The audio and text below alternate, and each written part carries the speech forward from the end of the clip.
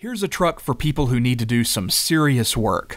It's the 2015 Ford F-250 Super Duty, and it, more than any other truck, feels like a real working machine to me. Now that can be a good or bad thing depending on how you look at it. Both GM and Ram are making 3/4-ton trucks that are a little quieter, a little smoother riding, a little more car-like, you might say. But if you like your truck to really feel like a truck, boy, this one does the trick.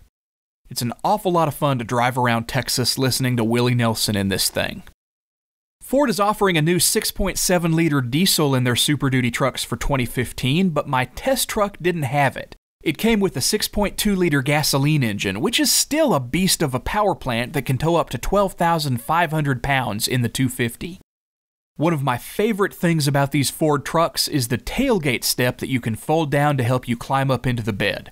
Other trucks are trying similar ideas like the Chevy and GMC steps that are carved into the corners of the bumpers, but I think Ford still got the best solution out there for this, so kudos to them for thinking of that first.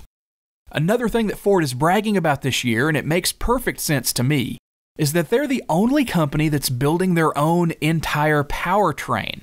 They're not buying transmissions from somebody else, they're not buying diesel engines from somebody else, so the whole thing is designed and engineered to work together as a package.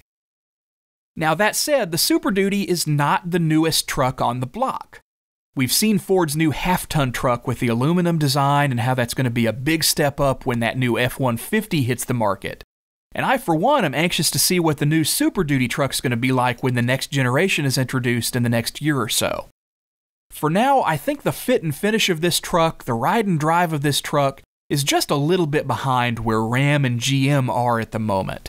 But I also think it still makes a spectacular truck when you've got a job to do. It's built to work, and I can feel that from behind the wheel.